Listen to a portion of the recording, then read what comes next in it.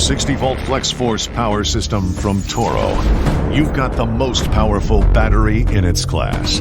You've got a full line of interchangeable battery-powered tools, including the #1 mowers and snow blowers in America, plus trimmers, leaf blowers, hedgers, chainsaws, and more. All of them unbeatable. You got the ability to finish everything without sacrificing anything. You got 60 volts of power without compromise. Visit Toro.com/FlexForce. Go big at Big Lots. Big new look, big new brands, big deals on everything for your home, and big convenience with Big Lots Now. Fast same-day and 2-day delivery. Or you can choose in-store or curbside pickup. Big Lots. You gotta go. It just might surprise you. Going to Pennsylvania, actually. Oh, okay. So from what, Maryland to Pennsylvania? Yeah, but oddly, the city I'm moving to is like 0.3 miles shorter to work than I am now. Like, it's the same amount of distance, so I lose nothing. I'm doing okay. I'm tired. I ate some shrimps earlier at the Oaks with Christina's family and had shrimps about this big, some Forrest Gump shrimps. They're huge. But shrimp. I'm still dealing with my dog situation. I've had some weird stuff come up with that still that I'll just get into a little bit. Like, there's been some times where I thought I saw something go under the car outside, and then I looked, nothing was there, but it was like I saw a tail really quick. There's another time where I was at my computer and I saw something go under the bed really quick, and there was nothing around. We have other ones, but they weren't anywhere around.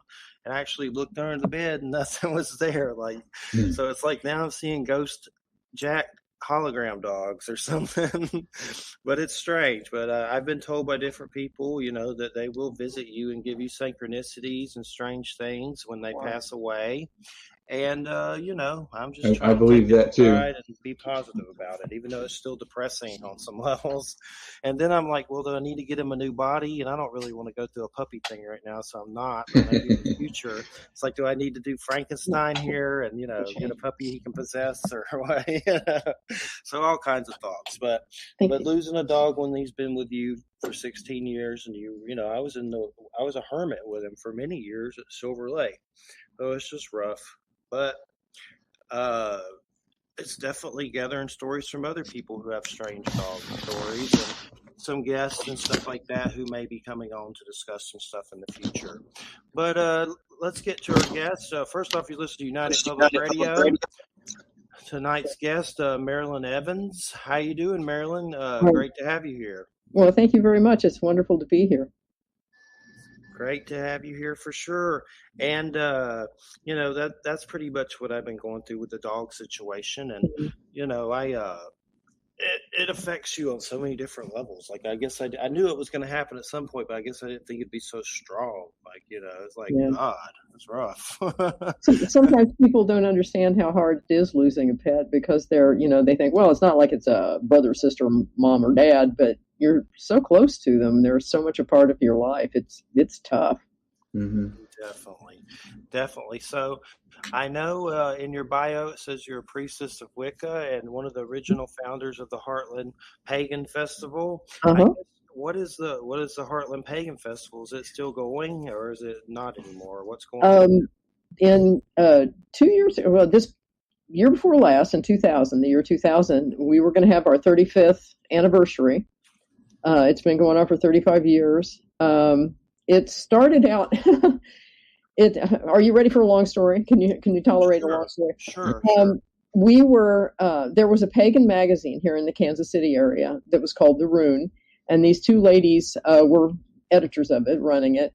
And some of us pagans, witches, and folks contributed some money to help it keep going.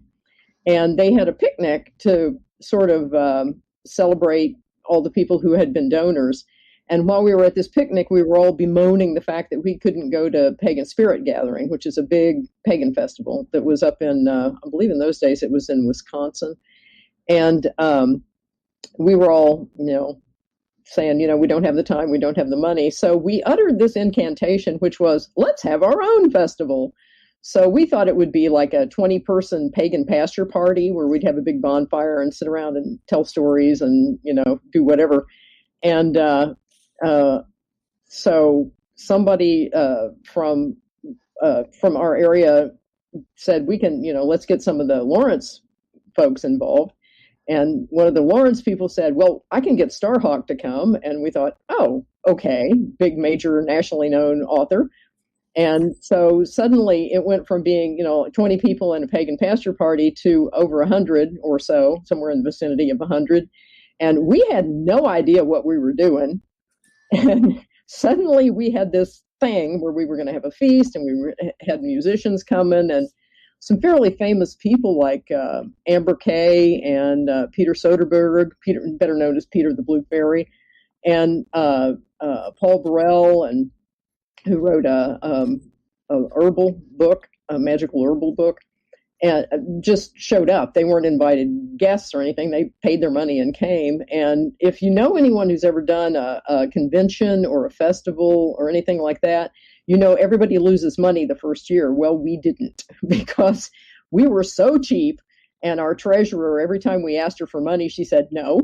And then we thought, okay, wait a minute. Can we get it donated? Can we get it for free? Do we really need it? And if we really need it, what's the cheapest we can get it? So we ended up with enough seed money to do it a second year. And then my husband and I, we weren't yet married, but we were, pretty close. The next year, after 2 years, we moved aside, and other people started running it, and it's been going on ever since. And the second year, we had Raymond Buckland and Scott Cunningham as our guest speakers. Okay, I've heard of them. For sure. Yeah, pretty famous. Both Starhawk. sadly gone now, but wonderful people. Each and every one of them were wonderful, wonderful guests, wonderful people, and it's still going. Last year, we had to cancel it. They had to cancel it. I'm not actively involved in the leadership of it, but eventually we ended up, the pagans in the area ended up buying pagan land. So the Gaia Retreat Center is where it is now every year, and also the Gaia Goddess Gathering, which Carrie Moonstone started as she really thought the festival was great, but she thought there should be something that was a women-only kind of space. And she started the Gaia Goddess Gathering, and I had the great honor of being their featured speaker in 2019, and got to do a lecture on Hecate as the crone and her attributes. And in my case, I was talking about the attributes of nurturance, forgiveness, and what's the other one? Nurturance, forgiveness, and compassion, and how crones relate to those things, and how the goddess empowers those things.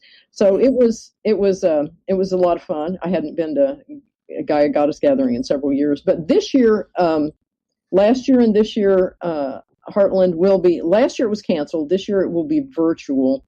But I believe by September, when they plan to do Gaia Goddess Gathering, it will be in person. The camp is slowly opening up, and so they'll be able to, now that people are getting vaccinated, we'll be able to have an actual festivals and gatherings again. So we're quite looking forward to that. I've never been to one, but I've been to a Renaissance festival, Mm-hmm. and I want to go to powwows with Christina, my fiance, but we kind of haven't because of COVID. I think those are kind of coming back a little bit at a time, but these sound pretty interesting too. I think the picture I shared on your thing was actually from it, because it said it under it. I'm pretty sure it was. But explain it to me. Is it kind of like a really weirder Renaissance festival? What we started out doing, and what it pretty much still does to a large extent, there are public rituals, and there are drumming and dancing every night, big bonfires, lots of drumming and dancing. There are classes and workshops. One of my favorite workshops that I've ever given, there were two that my husband and I loved giving. One was the agony and ecstasy of the priesthood, about how hard it is to lead a coven or have students or teach people. And then another one of my favorites is Hexes, Curses, and Damnation. And it's about the role of magic in justice, and how when you have no way to protect yourself, when is it appropriate to turn to magic? Because if the leader of your tribe is prejudiced and not helping you, and if you have no recourse, the court of last justice is the gods.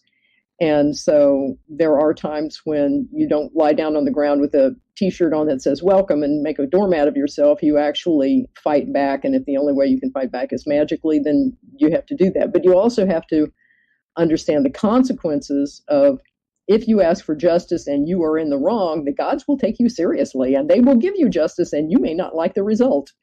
So you have to be sure you're on the right side of the issue. One of my first books I had, it was in high school, and I didn't know anything about this kind of stuff. It was that Raymond Buckland big blue book. Big blue book, yes. And I had bullies at school, and I did a spell that protected me with a jar, and you put stuff in it and bury it or something. And there was a bully after me really bad, like crazy. He had like pictures of Hitler in his locker. Oh. Crazy. Like it was like I was on his list. But anyway, we fought and all this stuff. But eventually he came to my work and begged for forgiveness and asked for forgiveness. Wow. It was really weird. That was, I think, maybe from the old Buckland book, perhaps. Yeah. But sometimes I wonder if that old jar is still buried there. I don't know, in Georgia. But I mean, I have Christian roots. I love Norse stuff. I love Native American spirituality.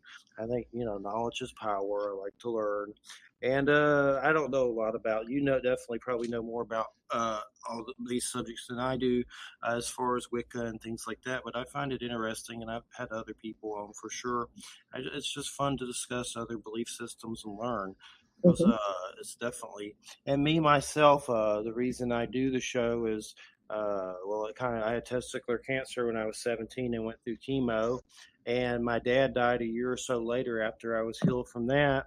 And I started reading a lot of weird books on Druidism, shamanism, probably Wicca stuff, whatever I could get my hands on, because I was like, what in the hell? Why is my life like this? Why is it so, shaped up? And then I started having really weird experiences of seeing strange, like, stuff in the sky with witnesses at different homes that I lived at. Light beings, that's a big one that I've seen with my physical eyes, beings of light.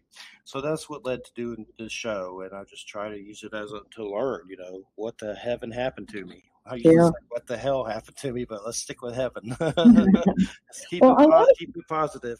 A lot of people who become interested in lots of different kinds of spirituality are frequently trying to find, some explanation for, what's going on? What is the universe about? What is, who am I? What is happening? And where are we? I just wanted to mention very quickly, after my husband and I stopped being heavily involved in the Heartland Festival, we thought, now that we've survived this, let's go to some other festivals. So we went to Elf Fest, which was wonderful. That was in Ohio, I think. We went to Dragon Fest out in Colorado, and I think sadly Dragon Fest is not going on anymore. I'm not sure about that.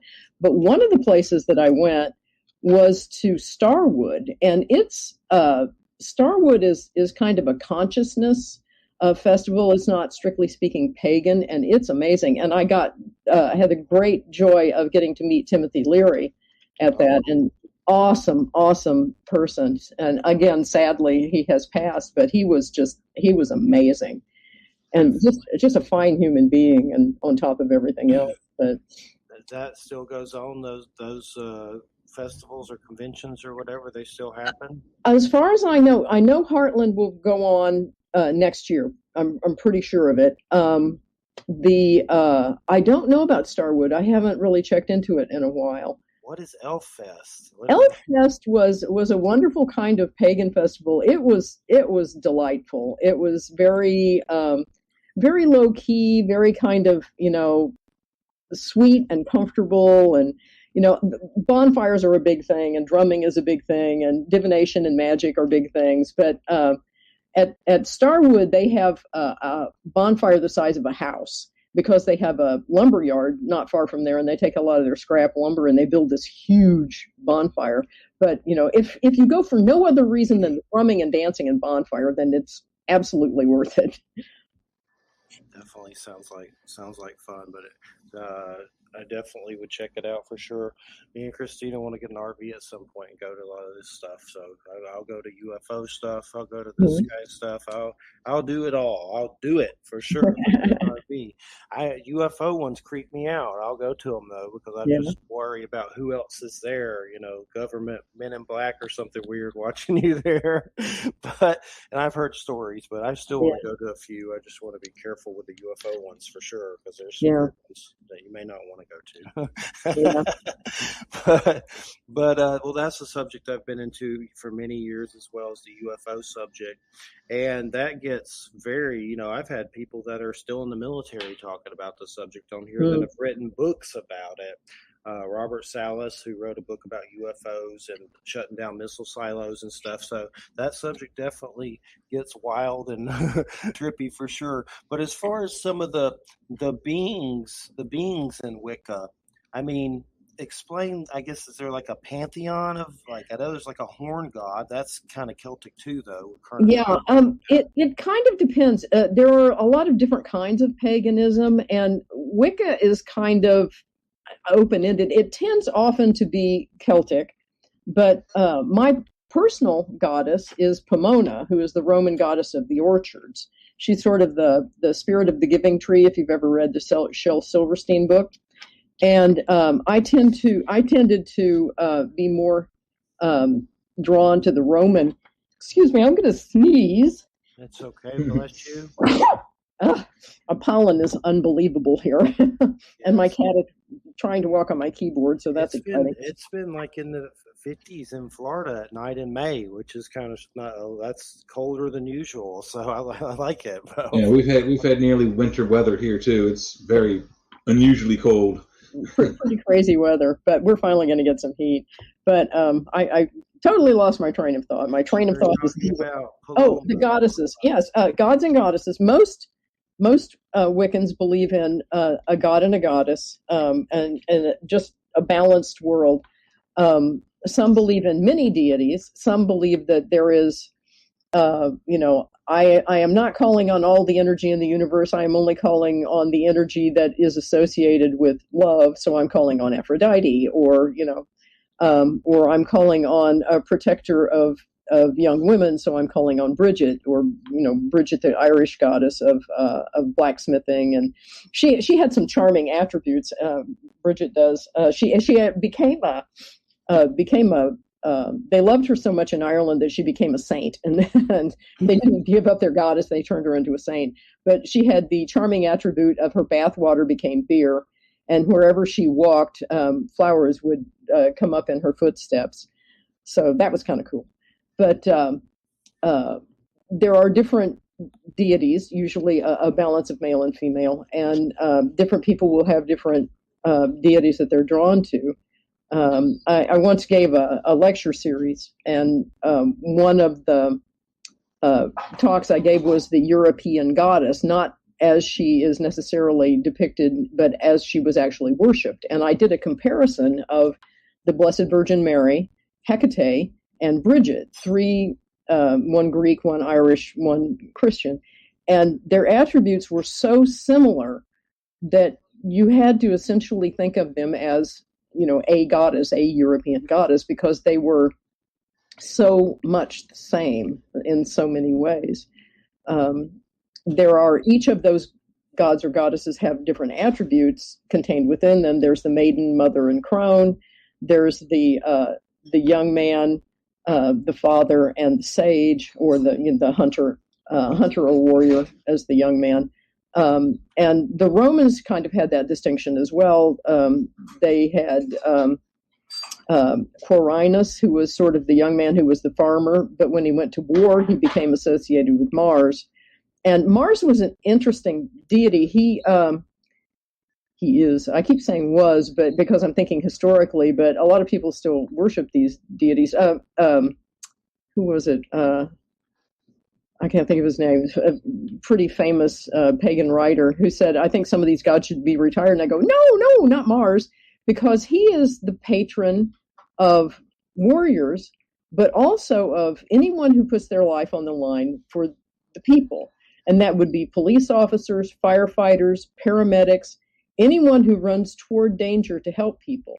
And he is the deity that looks after these people, gives them courage and strength and all these things. So, I think these deities of old are still useful. You just have to know how to use them correctly. Yes, and who's does Chiron part of that? Where does that ring a bell? The centaur dude? Yeah. I know there's some astrological stuff with him, but I know right. something about a wounded healer. He's Greek, and he was a teacher and a healer, and he was associated with medicine and with teaching. And I've always thought it would be fun to do a series of mashup paintings that show the Greek mythology with the British traditions, to show like the Minotaur in his labyrinth would be a Minotaur in a British hedge maze, and the guys punting on the river, the British schoolboys punting on the river, but Charon, the centaur, would be their teacher. And then show Hercules in retirement with Cerberus, the three-headed dog, sitting on the lion skin at his feet while he's sitting in front of his fireplace with his club over the fireplace as his retired weapon. I just thought that would be hilarious, but I think there's some story with Chiron and some woman or something. I'd have to look it up, but there's some kind of story where him and a woman heal each other, something like that, something weird. Not familiar with that one, but I wouldn't doubt it. I could be wrong. I like Pan a lot too, since I'm a Capricorn. He's interesting, and sometimes I wonder, is that like a Bigfoot connection? The weird, Bigfoot stuff. We have shows about those all the time. Those are kind of forest creatures, not Pan per se, maybe, but they're just still weird, hairy things in the woods, and that's kind of fascinating. Not always in the woods, though.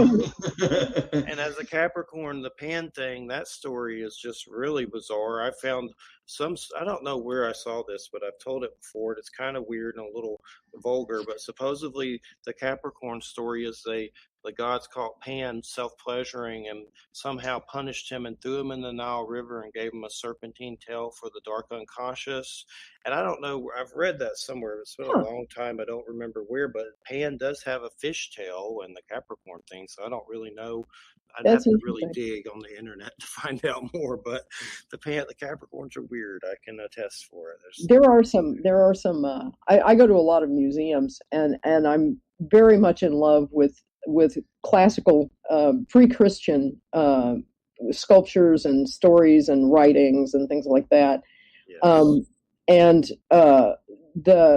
the ancient Greek and some of the Roman sculptures are really racy when they depict Hercules as one of them, and because Hercules had more than one club, if you know what I mean. Yes, and that big line drawing, wherever that is. Yeah, that's kind of vulgar, but I know what you're talking about. Yeah, sure. But the fauns and the satyrs are often depicted as being just pretty wild, doing all kinds of. But if you ever have been to Pompeii, or if you ever get to go to Pompeii, the phallus was considered a very good luck symbol, and it meant prosperity and all that stuff. And there are lamps and bell chimes and wall hangings that are phalluses all over Pompeii. I've seen that. I think I've seen pictures of that, like on Facebook or something. Like one over the door. yeah, and it's prosperity, and it's making not only your family increase, but also making your money increase. Yes, definitely. And so I don't know the situation I'm in right now. And maybe I'm kind of curious what you would think about this. As I'm with my fiance Christina, and her grandmother is 90 or 91, and she's going through dementia and hospice and stuff. So that dementia energy, I had Don Webb on, and he said it makes people feel kind of crappy when you're around it. Like there's weird energy and anxieties here. And she's going through the death process, so we feel it too. But I mean, some days I'm like, my gosh, this is a lot. It's weird things. It's hard to face facing death is tough because we don't want to let go. But if you're born, you're going to die. And finding the way to the portal is sometimes it's a tough path. And you can help people find that way. Hospice especially, those people are very good at helping people ease their way to the, I think of it as the Crone's Cauldron, or as the cave where the wise people live. And the cave is supposed to represent both the tomb and the womb. It is, we're born and we return to, we're born from the earth, we return to the earth. We're born of the mother, we return to the mother. And it's hard to let go of people, because not for them so much as for us. We don't want to lose our family and our loved ones, and especially if they're really too young, or if the loss of someone who doesn't even know they're slipping away is a little difficult, because you want to say goodbye, and it's hard. It's really hard, because we want to live forever, and we want the people we love to live forever. But that's not very realistic. And when you think about it, why would you want to live forever? What do you think is after that? Do you just finally get to sleep and don't have to get up in the morning and take the trash out anymore? And that's great. That would be good enough. Or is there rebirth? Is there renewal? Is there heaven? Is there hell? Is there, what happens when you die? Another one of the lectures that I gave, I did a whole lecture series, one a month, and one of them was, what happens when you die? And I compared a lot of different cultures and near-death experiences.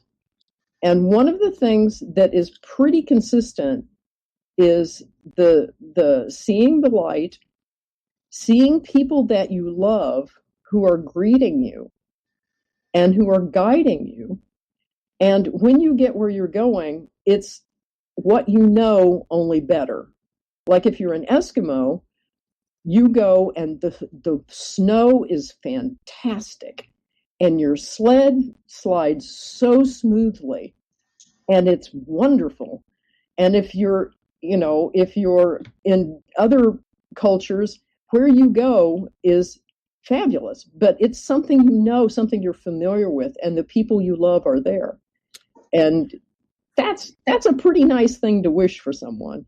Many advances have powered progress, like railroads in the 1800s. Then the light bulb. Today, progress is being powered by fluoropolymers, a responsible chemistry by the Chemours Company. Fluoropolymers enable 5G networks to power smart cities. Fluoropolymer membranes can convert water into clean hydrogen power. And in space, Chemours fluoropolymers are extending the Mars rover missions. Discover more fluoropolymer benefits at chemours.com/progress. Unless you've been living under a rock, you've probably been hearing a lot about the stock market lately. Millions of people are beginning to invest for the first time ever. And we're realizing that the financial system should be built to work for us. That's why Robinhood is creating real human education resources, truly digestible financial news, and a platform that lets you invest in your own way, on your own terms. The next generation of investors is already here, and it includes you. Robinhood. Investing is risky. Robinhood Financial, LLC. Well, from what I've seen, and I don't try to push my beliefs on anyone, I've seen weird beings of light leave my house, like people made of light, completely sober. I saw 2 leave my house like they had been inside of it and flew out the roof into the heavens, and I saw it, and I'll never forget it. Seen them a lot. I think it's God just showing me to ease my fears about death, because I've always kind of just not like death at all, and kind of, well, especially after my dog. But it's still, I think we're like, energy beings, and these are kind of like cocoons, like the movie Cocoon with Ron Howard, the light beings. But and I've had a lot of loss, and I know Jay has. My dad's passed, my stepdad's passed, my grandparents, they're all passed. It's like, goodness, everybody's folding up, going home. I guess I'm next. Damn. But Jay's had it too with his family, lots of loss. Yeah, losing my father and my brother in the same week was tough. That was a hard one. So I know, I feel your pain. and this past year, my best friend was killed in a car wreck. She was T-boned, and it was terrible. It was really hard. And I thought we were going to be old together, but now she's gone. So that was really rough.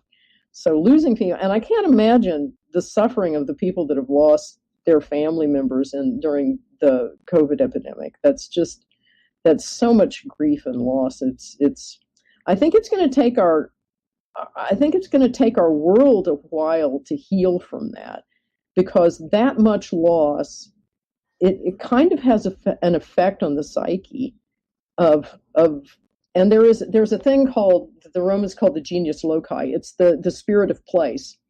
And in a place where you have lost many, many people, it kind of, it affects, I don't want to say negatively, but there is a certain sadness and a certain loss and feeling that you have that people share, they feel, they get.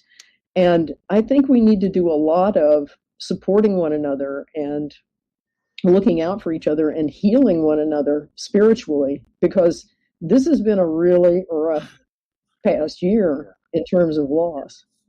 Things still feel weird. Like they're a little better since all the weird White House stuff happened, but it's still weird.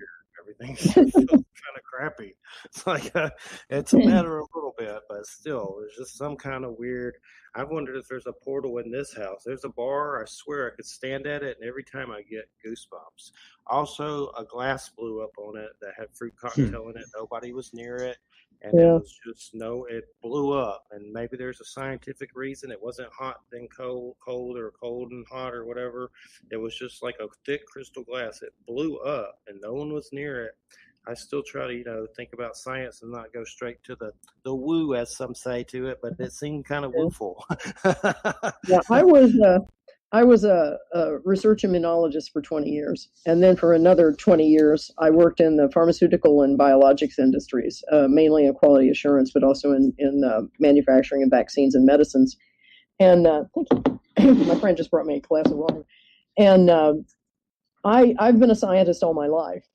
And yet, the scientist in me says, there's no such thing as magic, except magic is not paying any attention to me whatsoever. And it keeps happening. And there was a wonderful woman named Hertha who taught me how to find things. And you call to it, and you will walk right to it. And I never believe it will work, and it always does. And so who am I to, there are so much that we don't understand. And science every day finds something that we didn't know. We find something new all the time. We're big fans of NASA, and anytime something new is discovered, it's like, that's cool. And they've made so many weird discoveries, I can't even keep up anymore. It's like there's got to be alien. I mean, I know there is from weird things I've seen with UFO stuff, but there's just been so many weird ones I can't even keep up anymore. All these Earth-like planets and stuff like that. Well, let's try to balance it out a little with Jay. Jay, would you like to ask something? Yeah, I actually got a good one, because what you just a moment ago said. Now, I have to admit, I'm not a spellcaster, but I do believe in it. But I know exactly what you were talking about when you said the last few moments ago that you talk to things the way to find them. And I found I can do that, but I don't think it's spellcasting, because I lose my keys, and I'm like, all right, whoever has them, put them back, and I turn back where they weren't, and there they were, and I know they weren't there a moment ago. So you may have brooches. I have what? Brooches. It's a Eastern European thing. A brooch is kind of like a movable black hole, and they will take your things and they will giggle the whole time they do it. And I have a friend who has a great relationship with brooches, and anytime she can't find something, she will put out a little container of whiskey and leave it for them, and she'll come back, and even though she swears she just looked in that place, it will be there. So yeah, she has issues with brooches. So I might have to try that trick. I've never heard of that. I have a bottle of whiskey over there. That's good to know. But yeah, I swear to God, I've done that. I've actually willed myself to find things in the way you just described moments ago. So I'm like, maybe I am casting a spell. I don't know, but that's still pretty cool. Because I never heard anyone say that before. one of the times I was doing that, you calm your mind and you call to it. And I walked by it 3 times. I was sure it could not possibly be where I thought it was, and I kept walking by it, and it kept saying, "No, we're here." And I finally thought, okay, fine. And there it was. And it was like it was there the whole time. Why wasn't I paying attention? It was, yeah. So it could be a phenomenon I call item specific myopia, where I work in retail, and sometimes I know where things are, but I could be looking right at it and not realize I'm looking at it until someone goes, "That's it." I'm like, "Yeah, you're right. There it is." Yeah. But that's because there's 10,000 things in the store, so it's hard to keep focused. But that's another story. Anyway, and Jeff also mentioned earlier about, and I'd just like to ask you about the spirit world, if I can. The dog thing that you're experiencing with Jack, I was experiencing it with one of my cats. I mean, it would jump on me when I would go to bed, and there was no cat there. Yeah. But a cat, I know what a cat feels like when they jump on you. I'm like, a cat just jumped on me. There's no cat on me. But yeah. I know who it was. I knew I could feel it, that it was this particular animal's spirit. Yeah. How does that work? I mean, how do I know? It's not there, but this cat just jumped on me, and I know it was him. How do I know? It's the weirdest phenomenon I've ever experienced. There are a couple of different opinions about this. Some people believe that, you have a ghost cat. Other people believe that there's something rather like maybe a poltergeist or something that is it's the energy of that creature. The spirit itself has gone, but the energy remains, sort of like a film loop. And that's how some hauntings are kind of like a film loop. It's like this action that's caught in time that keeps happening over and over again. And yeah, I have ghost cats in my house. I've lived here 33 years, and we've had many cats. And we'll swear there's a cat on the stairs, and we'll turn around and there's nobody there. And it's hard to know which cat is the cat and which is the ghost cat. So and I think they all play together. It's hard to say. But it's for real. I mean, I've experienced it. I really have. I mean, so I know exactly what Jeff is going through with seeing Jack run into the car. It's not, you're not going crazy. We were already there, I think. But if you cast a magical circle, and it's supposed to contain energy and also to keep any unwanted energy out, but animals walk right through it, because animals are kind of between the worlds. And a lot of times you'll have an animal as a psychopomp, the conductor of spirits to and from the world, like in leading the dead people to Hades, or the horses who take the Valkyries that take the fallen heroes to Valhalla. Yeah. Animals kind of are between the worlds. They don't get stuck in one place, kind of like we do. They can go back and forth. So if you have a magic circle, don't expect to keep the cat out. They'll. Yeah. I don't expect to. It's I just wanted to say, I had a bulldog here make a weird yipping noise like my dog used to do, and the bulldogs never used to do that. Like, there's been some weird stuff, but I know there's weird stories about things that'll imitate deceased loved ones or maybe stuff. So it's good to have discernment, but not saying that's what either of ours is, but it's good to at least have that back of your head just in case. And I know I have those Brian Froud cards that have all those like fairies and stuff. They have weird stories like you were talking about. I don't know if you've ever seen those. The guy that did Dark Crystal, he made like this tarot set and this like weird fairy stories which seem like they may be true. I don't know. But it's neat, and it has strange stories where they steal stuff and stuff like that. It sounds familiar. I know it's not the same what you're talking about, but that for some reason I thought of the guy that did the Dark Crystal. All those fairy Muppets and stuff. He has a tarot set, fairy oracle or something like that. Well, in Iceland, you still have to be careful of the fairies and trolls and things. They are absolutely convinced that they're there, and you have to be careful of them. Because if you make them mad, not very good things will happen to you. So you have to respect them. And, they may be spirits of place. They may be real fairies. They may be real trolls. Who knows? I'm not an expert on that. Go ahead, Jay. I think they're out there. I've seen weird stuff. Definitely. I don't doubt they're there. There's a huge amount of creatures that are in cryptozoology, but there's a question I like to ask, and you may not call it spell casting, but you ritual casting and that kind of things. You try to get things, through magic to go your way. I asked a guy long time ago about good and evil spells, and he described it as a rainstorm comes over two farms. One farmer's crops are good, the other farmer's crops are not so good. Then after the rain, the good farmer's crops are no good, and the bad farmer's crops have come back to life. And he said the one farmer would look at the storm as the spell being evil, and the other would look at it as being good.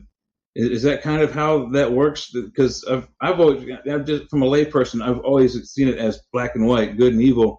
And I've played, and Jeff's going to hate me for this, I've played spellcasters in Dungeons and Dragons, which is make believe, but spells either have a good effect or a bad effect. There's no in between usually. One of the things, a lot of people want to do weather magic, and I don't know how it is where you are, but if you try to do weather magic in the Midwest, the weather's paying attention, and you can summon up something you may not be really ready for. And, if you ask for rain and you get flooding, you may have overdone it. And if you ask for, if you abuse nature will make you pay for it. So you have to, one of the things, we used to do tarot readings before we would do a spell, because we would call them environmental impact studies. Because you're trying to figure out whether, should I be doing this spell? Am I interfering with the world? And if you're very, very in tune, it's funny how the more mature you get in magic and religion, and pagan religions, the less magic you do, because you are more and more in tune with nature, and you don't need to, because the world is, you're living in the world the way it should be, and you should be. And but occasionally, you may want to do a healing, or you may want to do, if it hasn't rained for a really long time and you're in serious danger of a really bad, wildfire situation, you may want to be doing weather magic.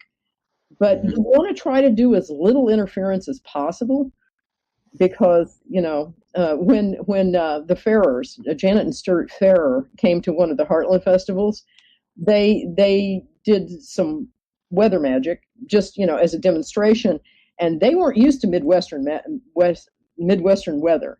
And this storm came up, this huge black wall of clouds came up, and it kind of freaked them out a little bit, because they were not familiar with the environment. So you have to be careful. Magic it's real enough that it can mess you up if you don't know what you're doing, or if you're not careful. That's one of the reasons that paganism, especially Wicca, does magic within the context of religion, because your mother doesn't want you to have bad things.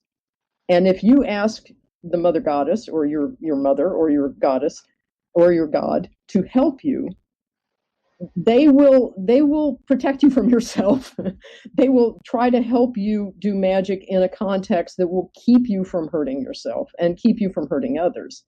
So you want to do it in, if this is, the right thing to do, and if it will help people, then, let's do this. And that's my 2 cents worth. That's fair. That's fair. But yeah, I totally agree with you on that. I look at it from a completely different perspective, because and I know it's there and I know it's real, but for the dangerous aspects of it, I don't want to try to practice it. But I do believe that you can do good benefits with it. And I've also noticed, you mentioned religion a couple times, through several religions, Osiris seems to be sort of a big thing. Is it big in the Wicca as well? Some people are very much into Osiris. It depends on your pantheon. Some people just indiscriminately mix pantheons, and they throw different gods together, and it's like, oh my God, and God, it's like, oh my God, what are you doing? These two deities should never be together. They would never get along. But it kind of depends, and some people are just pantheists, panentheists, polytheists. It's a mixed bag. But you kind of find a deity that deities that really speak to you, that you feel close to, that you feel like you can communicate with, and that have your best interests at heart, and that you care about, and that you love, and that you can feel in your heart and feel in your mind, and they are the ones that speak to you personally. I was once doing an initiation. It was a second degree initiation for a woman who was very much in tune with Isis, and I had never really worked with Isis much, but she wanted to invoke Isis during her initiation.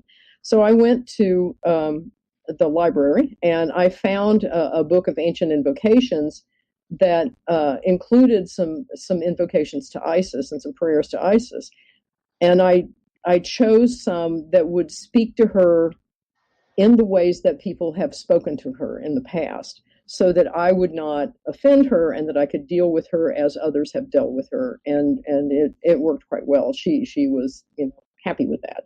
So, that's kind of, you have to respect whatever deity you're working with.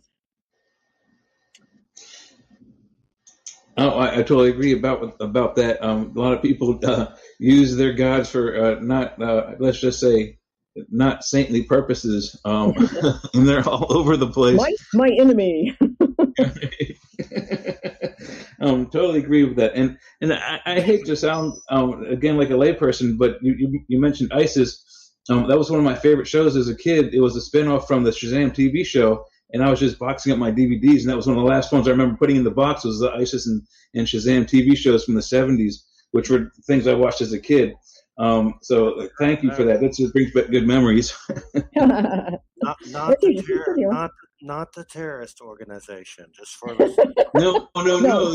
It was a kids show. It was a kids show with this girl that she was like a librarian or a teacher that she could turn into Isis the god. It was a very cool show. On that note, just off the cuff, Kevin Smith, the guy that did Clerks and all those movies, Dogma, is putting out a new He-Man cartoon. It looks pretty good, actually. Mark Hamill cool. Skeletor. Mark Hamill. Yeah. Really? Oh, that's awesome. That's awesome. I just watched the original show too, so that's pretty good. I like that. And I like Mark Hamill. He does a good Joker, for sure. But go ahead, Jay. If you have any other questions. Oh, you wait. The last thing I want to mention is you mentioned about you started the festival years and years ago. I go to like Star Trek conventions most of the time, and one of my favorites is Dragon Con, which is like the biggest one on the East Coast. Yeah.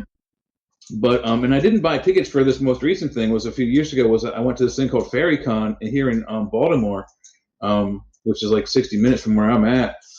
And I didn't go to like the paid events where you had to have a ticket, but I went through the dealer's room and they had some really cool stuff. I bought probably a good 5 or 6 pounds worth of rocks and minerals. Oh wow! Walking through there, yeah. I'm a rock guy. I had geology in my first year in college, so I bought a bunch of rocks and stuff.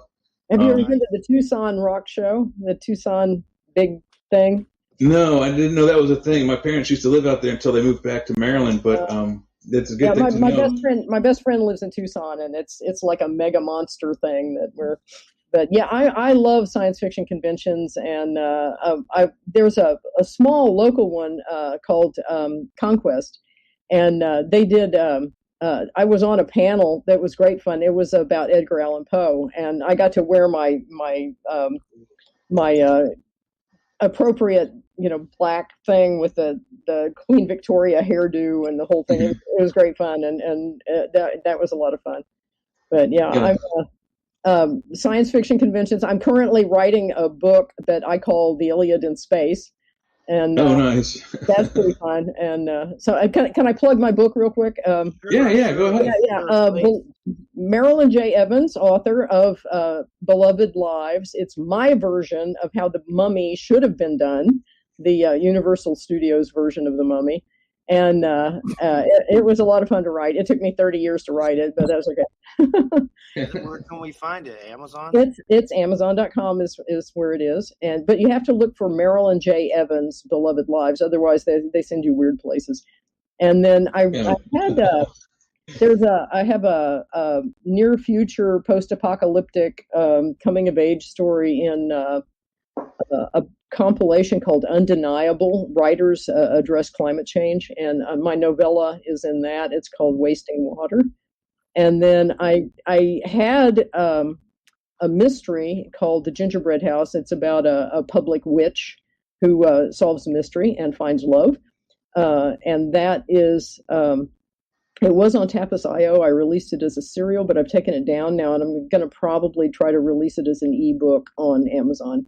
But I haven't converted it over quite yet, so I'm still working on that. But I'm having fun writing some short stories and other stuff. But But the lecture that I did on Hecate. I'm hoping to publish that someplace. I haven't decided where yet, but it was a lot of fun to do research on, and I included the information about, the only animal that has menopause besides humans are whales, and that's pretty fun. And the grandma whales act very much like human grandmas, and it's pretty fun. They don't knit quilts or anything, but I would hope not. That would be kind of weird. they don't knit quilts or So I've knit heard quilts. of the Hecate. I've heard. Did I say that correctly? I know Yes. I've had guests mention her before, but what is she from? Roman, or what is her? She's story? Greek.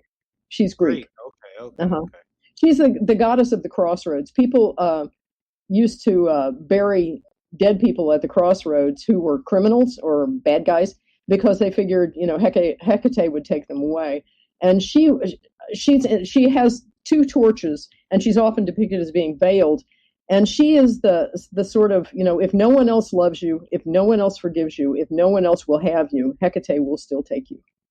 And she has these, like to the underworld or something. I mean, she takes you with her. She travels through the night, and she has hounds that bay, and she's pretty amazing. I like her very much. She's cool. She's a little creepy, which I mean, some people say I'm a little creepy, so I can't really... She's a little creepy. She's a little scary. Sounds but neat.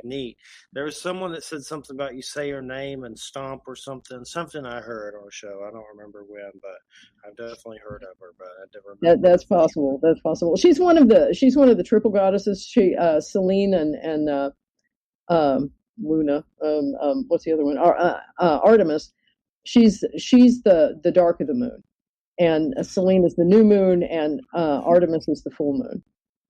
Also the huntress. I'm kind of curious, do any gods from the pantheons about anxiety? Because that's something we deal with a lot here is anxiety. And I came across, I can't remember now, but some Roman god that was like anxiety. But I guess my question would be, I'm trying to find one to banish that one. Get rid of the anxiety. Yeah. I'd have to think about that. Like, is it like a big dark deity that feeds off everyone's stress and anxiety, like Ghostbusters? I've got a great god for you. The Garuda. It's Nepalese. It's from Nepal, and the Garudas are these kind of demons. But if you're going to have a demon, you want the demon on your side, and so the Garuda takes care of you. So it's the demon that's in your corner that makes all the other bad stuff go away. So Garudas are very cool. Yeah. My friend Andrew Colvin, who I've wrote books with, he's known as the Mothman photographer. He kind of says that Mothman may be that or have a connection or something like that. And he gets into some weird Mothman stuff in his books, but he's mentioned that bird before. Yeah. And, I may have seen that bird too at Ripley's. Me and Christina went to Ripley's, believe it or not, the auditorium. I think there was some weird Garuda thing in there. It's definitely interesting. And Thunderbirds and Native American lore and stuff like that. Oh, one thing I want to say real quick today that happened that I meant to mention just real quick. It's not that long. Al Going Back, OWL Going Back. He's a horror author that writes Native American novels and intertwines horror. He has a good one about coyote that's really creepy that came out on some awards. But he wrote me and told me a pet story today about his dog and a moving can of tuna. It was just good to hear from him that he took time to write little old me and tell me, that we'll see our animals again in heaven from the native point of view. Coyote is a great character, one of the trickster gods. I love it. I feel I have an attraction to it. Two women who've been on the show did the shawl of Coyote on it for me. Ooh. They have native roots, and I have it, but those stories are crazy, and I definitely like it. And Loki and stuff like that. I like that. Yeah. The problem with the trickster gods is a lot of times the tricks end up on them, so get burned. You get burned for sure, but the coyote. I mean, I have some of those stories of folklore. There's some crazy stuff in there that's vulgar and weird, and I know there's even a coyote and a hairy man story. Like it's like a Bigfoot kind of. I'd like to dig that one up again, but there is a hairy man and a coyote folklore story, so kind of alluding to coyote chilling with Bigfoot, which is always fun, I'm sure. That sounds very cool. That sounds very cool. Yeah, definitely. And One of my, I don't know if these particular beings may ring a bell from the Wicca point of view, and if not, that's okay. But if they do, let me know. One time I was with a friend, Brian, and we had been partying, doing stupid stuff. But, and No, say it isn't so. we both saw, this is in my early 20s, and we both saw these small hooded beings in the woods standing around a small black box, and they're very small. And me and him both were like, do you see that? He's like, yeah, do you see that? And a cat that I had, a black cat, came up and jumped, and they vanished. And I don't know what they were, but I had been reading some Celtic Otherworld stuff, but maybe by Conway or Cunningham or someone that I had this Celtic Otherworld book. And there's another weird book that I think maybe by Cunningham. I'm not absolutely sure. Lord of Light and Shadow or DJ Conway. That was a weird one I was reading too. But I've been reading that kind of stuff. So I don't know if are they any small hooded beings that ring a bell that you know of? Yeah, there are well, obviously the leprechauns, but also the pixies. Some of those folks, if you think about them, especially if you have a Celtic ancestry, a Northern European or British Isles ancestry, kind of, yeah. If you think about them deeply, it's almost like you're inviting them, and you may have seen them because they're there. You sort of invited them to show up, and cats. The cat probably would be kind of protecting you from them, because you have to be careful with some of those critters, because they will. Find inspiration in timeless stories of sacrifice and resilience. Find inspiration in little victories, in Herculean tasks, in facing trying times together and overcoming the odds as one. The National World War II Museum in New Orleans is now open, so you can find inspiration in all of these places, and especially within yourself. Visit nationalww2museum.org for timed tickets and safety information. Me, but also you. The Pharaoh fast forwards his favorite foreign film, Powder Donut. Okay, what's my line? The only line I see here on the script is get options based on your budget with the Name Your Price tool from Progressive. Oh man, that's a tongue twister, huh? I'm sorry, I'm gonna need a few more minutes. Bulbous Walrus, the Bulbous Walrus. The Name Your Price tool, only from Progressive. The owl ran afoul of the comatose coxswain. Progressive Casualty Insurance Company and affiliates. Price and coverage match limited by state law. The fairy tradition is that they will take you under the mountain, and when you come back, it's 100 years later, and everyone you knew and loved is gone, because time in the fairyland passes differently. And one of the ways that you're supposed to be able to drive them away is if you have a black-handled knife, which is what we in Wicca call an athame, and they're supposed to be afraid of that. A lot of the kind of old scary creatures are afraid of iron. And in a Roman wedding ceremony, you part the bride's hair with an iron spear tip because it scares away the bad spirits. So iron, but the very, very oldest gods are offended by iron. So if you want to work with the very, very oldest gods, you don't use iron. You use a stone blade or something like that. So, there's a lot of tradition about the ways you protect yourselves from those creatures, those people. I found that cat dead. He got hit by a car. He tried to, I don't know, or I don't try to blame the little hooded beings, but they're a suspect for sure. Yeah, that cat was a hero. That cat was revenge. He's a warrior. Well, maybe a sacrifice was demanded and he willingly gave it. You never know for sure, but hard to say. Weird jawas. That's what they look like. Not exactly like them, but similar. You couldn't see their faces, that's for sure. The black box is what always creeps me out. And then I get really, being from Georgia, my dad had some preacher roots and stuff. I'm like, it's those little Satan dwarfs from Phantasm watching me. That crazy Phantasm horror movie. Oh God, that movie is so weird. It's like, are they Satan dwarfs spying on me? What are they? Paranoid for sure. But the Pan stuff is definitely really, really weird. I mean, there's statues of him doing goats and crazy stuff and all kinds of situations. I'd like to find out more history of how Capricorn came about. I don't know enough about it, but I'm sure there's more stuff out there on it and everything. But as far as, let's say, horned deities or entities. Mhm. Is that Pan one of the main ones, and Kurnanos? What are the other ones? Cernunnos is one. There are different kinds of horned deities. They're associated with different animals. The Celtic gods are often antlered because they're like the deer.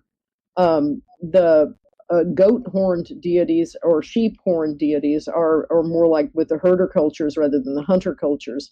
And of course, there are the cattle horned creatures, especially there are goddesses like Isis that often have the cow horns. So they're different horns for different different horns for different folks. Yeah. And they're depicting different aspects of of their use and their culture and their domains and what they the antler horned obviously are forest deities, but so is Pan. He's a faunal, the fawns and lives in the flora and the fauna. The flora or the greenery, and the fauna are the animals. So yeah, and Pan is definitely a forest dweller. I'm sure you've read The Wind in the Willows. I don't know if I've read it, but I know there's a weird little cartoon or something of it. There is, and they don't actually do in Wind in the Willows, the original written version. There's a beautiful chapter called "The Piper at the Gates of Dawn," and one of the little muskrat baby children gets lost, and they go looking for it. And they go looking for it, and they can't find it. And when they finally find them, they're safe and they're asleep, curled up at the feet of Pan. And Pan is looking out for all the little baby creatures in the forest. And the end of the chapter is, and the last best gift that was given to the people that saw him was forgetfulness, because to look on the god was a little more than most people could take. So he blessed them with forgetfulness so they wouldn't remember it, which I thought was very sweet. It's a lovely, lovely story. I'm someone that's had some weird stuff that could be considered UFO or alien stuff, and it's definitely the forgetfulness for sure. I don't think I've ever been taken or anything. If so, they wiped me clean because I don't remember anything like that. But sometimes I wonder, it's like, did they? I just don't. They wiped me clean and I don't remember. I don't think they did, but I think maybe they work with you astrally and stuff like that. Yeah. It's hard to know sometimes. Sometimes the astral is so.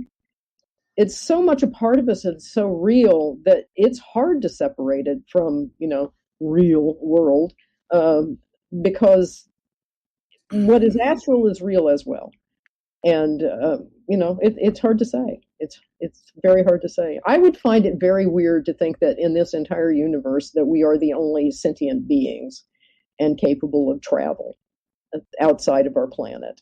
I would find that impossible to believe. It's mathematically, I have to agree with you, it's mathematically impossible if you really think about it. If we're just the average in this galaxy alone throughout the universe, it's mathematically impossible that life doesn't expand everywhere. And you have to think that way in a mathematical scale, where it's like most scientists agree that's the only universal language throughout the universe. So, Yeah. I think it's very cool that Voyager has finally gotten outside of the heliosphere, and it has sent back sounds, recordings from out there somewhere, and it's like, what is making that sound? It is so strange and weird and cool, and I like it. It's exciting times. It would be nice if we could all travel through the stars, like on a spaceship like Captain Kirk's. That would be excellent. But yes. Oh, I think I'll be gone before that happens. I got something for Jay. Picard Season 2, The Return of Q. Yeah, I saw some blurbs like that on the internet. That should be good. Looking forward to that for sure. I like Q. I've actually interacted with Q at a convention. He seems like a very nice guy. He's tall. He's like 6'3". Yeah, he's a big character. He's a big dude. Yeah. What's his name? John Lancey or something? John Delancey. Okay. Definitely. So, Marilyn, have you, in your studies with Wicca or the paranormal, I mean, have you had experiences that you would consider supernatural that have occurred or that you've seen or experienced or been around? Oh yeah. In my book Beloved Lives, one of the things that they do is a past life regression, and two of the past life regressions that are described in the book are ones that I actually did. In one, I was during this regression, I was a young preacher, and I fell off of a roof and died during a barn raising. And in another, it was so clear and so vivid. Everything I saw was from about an average person's knee height, and I could tell that I was a dog. I was this woman. It was like the 1700s, and I remember walking and my toes clicking on the marble floor, on the wooden floors, the parquet floors, and the rustle of her skirt. And I had a bed in the corner of her bedroom. And it was at the time I was very, very old, but I could remember running beside her horse. And it was so vivid and so real, and it was very strange. So past life regressions, without a doubt. Certainly magic. I've had ghost cats in my house. Divination. There was one divination that I did. I was doing a fundraising, and I was, we were doing divinations to raise money for something, I don't remember what. And a young woman came to me and she said, can you read my cards? I was doing tarot card readings. And I laid out these cards and I thought, this is not good. And I said to her, I want you to always wear a seatbelt, look both ways before you cross the street, never go in a boat without a life jacket on, go away and come back in an hour and have someone else read your cards. And she came back in an hour, someone else read her cards, and it was all sweetness and light. And I thought, So, changing someone's fate, I think it can happen. I think if you can give them a warning. And I think one of the things about divination is that it is a way to help people understand what's happening and what the circumstances are. And if you can warn them and help them avoid something, if they will take your advice, and they stand a chance to have things happen better. Whatever. I've done astral projection. That was kind of interesting. I realized at one point that it's rude to be outside of your body and talking to someone. You really should be in your body when you're talking to someone, because it's not nice to not be there. But astral projection is quite fun. One night, I heard this really loud bang, and it woke me up. And it turned out that it was my best friend was visiting me in her sleep, and she hit our magical boundaries that we keep around the house, and she crashed into it, and it was so loud it woke me up. That was strange. And another time, I went into someone else's dream. That was pretty strange. I've done that. Yeah, and they wake up yelling something, and they have no idea why they're yelling, and it's because you were thinking that in your dream. So it was right. We have the exact same thing. We both died in our dreams. I died in his, and he died in mine, and we both were chased by the same weird mafioso guy. We don't know why. We're high school people. Why are we being chased by the mafioso? Like, we're high schoolers. We're like 11th grade year old high schoolers. And so anyway, the next day we started talking about that same dream. We're like, wait a minute, we had the same exact dream. It was the weirdest thing ever. I've never had that connection since or before, but it was cool. Yeah, it is. It's strange to be connected with people in that way. Yeah. We've done healings, and that's been pretty interesting, pretty powerful. And I haven't really had an opportunity to meet any of some of the interesting creatures that live in the woods, but I'm waiting. I think the time will come. I was sitting on a long barrow in England, and it was interesting to be sitting on this long tomb. It was a prehistoric tomb, and I'm sitting on top of this long barrow, and I'm closed my eyes and I'm listening to the wind in the trees, and I could feel myself flying up off of this thing. And I thought, this is where dragons come from. Because the energy, the spirit that came up out of that long barrow just took me up into the sky and into the air, and I could feel the wind, and it was a pretty amazing experience. But I thought, okay, I understand where British dragons come from. It's this earth energy that goes toward the sky. It was amazing. Definitely. One thing that I've had happen to me lately that's been kind of weird, I've always had a weird interaction with the sun. I was always, when I was younger, I would pass out from it when I went outside for sports and stuff like that. Yeah. But now I respect it more, and I try not to say anything bad about it because it's the sun, and it's kind of like a divine manifestation of God or whatever. It's definitely weird, whatever it is. But there are times when I can look at it and close my eyes and let white light fill my body. Yeah. And I was in a gym, and I looked out the window at the sun and closed my eyes and let the white light fill. And I swear I saw a weird energy circle around every person in that room after doing it. It was like somehow it kind of gave me like a sight or something. Yeah. It was. Oh, are you there? Oh, we lost him. He's freezing up a little bit. Yeah. See, he's not allowed to talk about that.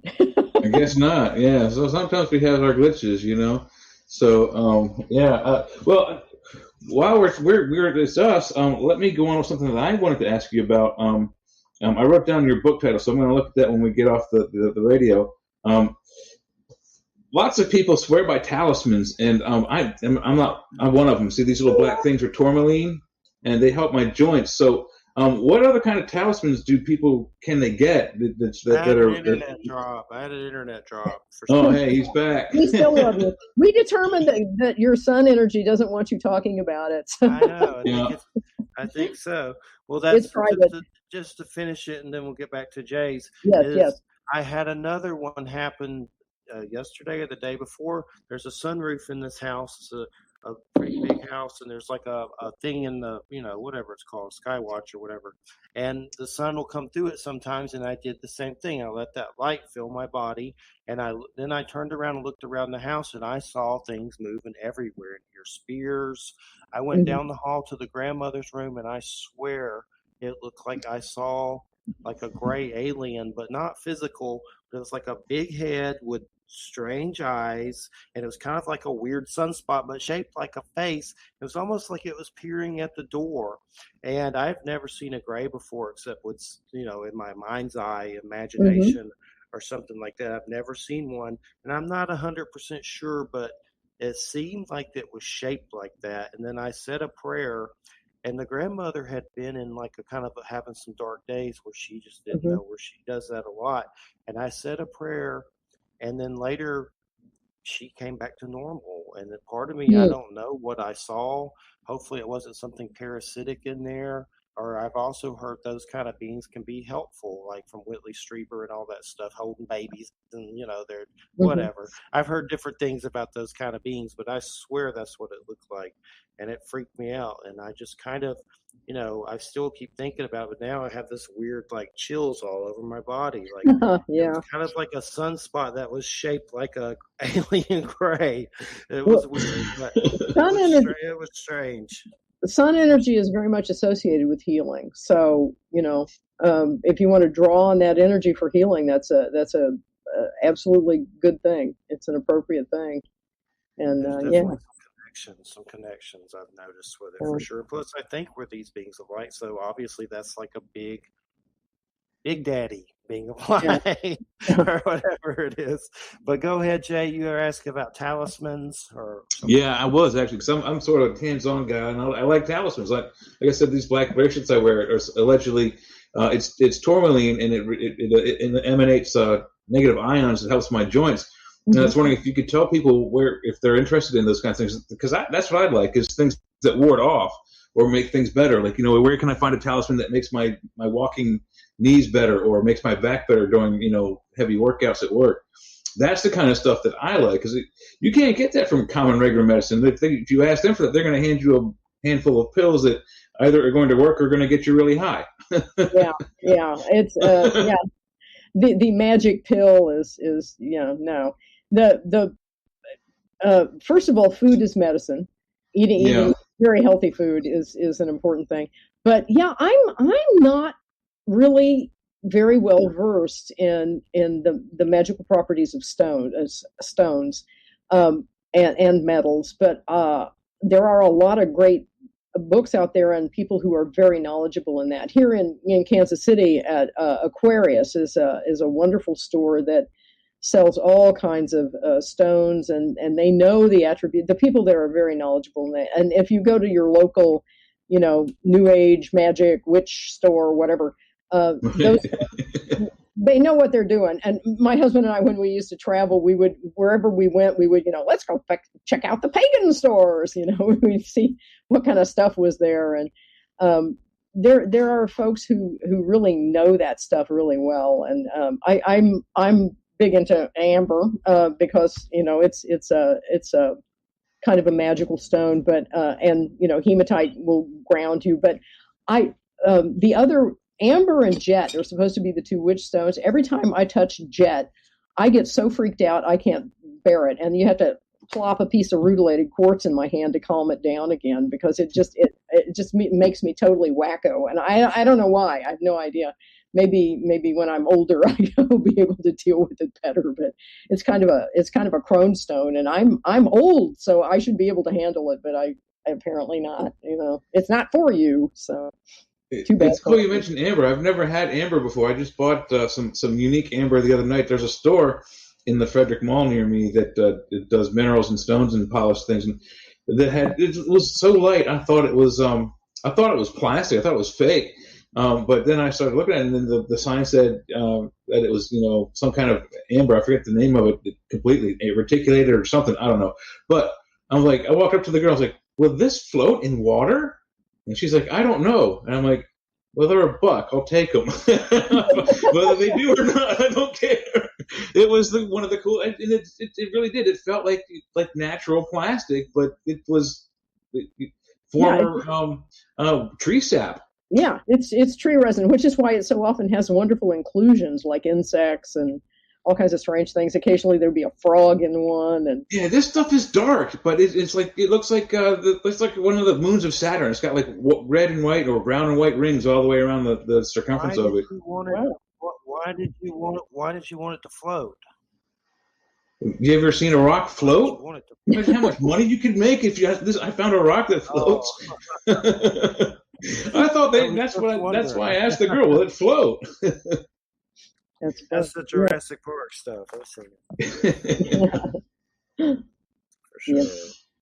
So yes, there are good books, and actually, even if you go on the interwebs, my favorite place to play, if you go looking up, various stones and what stones are good for this and that, there's such a wealth of information out there in the universe. It's kind of awesome. It's like the whole world is available to you in one way or another. So, yeah, I generally do the geology thing as like a hobby now, but for an aesthetic reason. I mean, I put them around decorate my rooms with them. I have like one of those. It's just I don't think is it an ammonite? It's like an old spiral thing like Captain Kirk had on his desk. I have one of those. I have a couple of pyramid obelisk shaped minerals. I think it's really cool. And I know a lot of them do things. I don't know if I'm inviting bad things into my house or getting the wrong minerals together, but I collect them for their aesthetic persons, and I do consider them persons. Each different stone that I have, mm-hmm. I don't know why I do. I've always associated inanimate objects as being other beings. I've always done that. If they speak to you and you feel good with them, then probably you're all right with them. It's like your experiences with the sun. There is the concept of spirit animals. There are things that speak to you and that they sort of choose you. And there was a guy we used to call the snake guy. And everywhere this guy went, there were snakes everywhere. And it was like, and this guy didn't believe in anything magical, but he said, what is with the snakes? And they would like drop into his canoe, and they would show up in the engine of his car, and everywhere he went, he was tripping over snakes. And finally, we just sort of tentatively suggested to him, maybe snakes are your spirit animal. And he goes, huh? And he got to thinking about it, and he decided, okay, I'm going to acknowledge snakes. And they never bothered him again. It was like, he made his peace with the snakes, and they were just trying to get his attention to say, look, acknowledge us. We're looking out for you. We're your animal. And I had a friend who wanted to start a support group for people with ugly spirit animals because she got laid low by Lyme's disease, and she said, I might be one of them. I have to acknowledge that the tick is my power animal, because something so small can totally poleaxe you, and that is a significant power. So, the tick was her spirit animal, although it was quite unattractive. I think you might have diagnosed me. I have an extreme fear of spiders, but my favorite superhero is Spider-Man. But yet I always see spiders all the time, and they always freak me out. I mean, I like what they do. I just don't do it near me. Go eat bugs, but not near me. But maybe they're my spirit animal. I don't know, but they scare the hell out of me every time I'm in like a scary situation. Yeah. Christina put this behind me, and I just noticed it. I saw it at Walmart. It's like a weird black gnome for some reason. It's like a gnome. That's what that is. Okay. Yeah, it's kind of weird, but I didn't know it was behind me. I turned around. I was like, oh, there's a gnome. They're everywhere. They're everywhere for sure. No doubt about it. So here's my Geraldo question. Okay. I had the show I did for this lady that claimed she had contact with Bigfoot. She has a pen name, so I had to ask her about the pen name. That was my Geraldo question. So my Geraldo question for you is, which I'm not a big fan of Geraldo. I think he likes Trumpelgooch, so I'm not real big into him anymore. But back in the old days, maybe.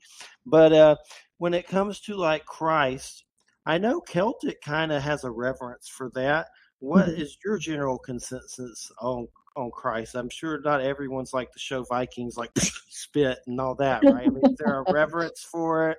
I mean, what do they view that as? Is it a different deity with a different name? Like there's Lu, the sun god, or something from Arthurian stuff. There's different things. The teachings of Christ absolutely 100% align with the teachings of Wicca.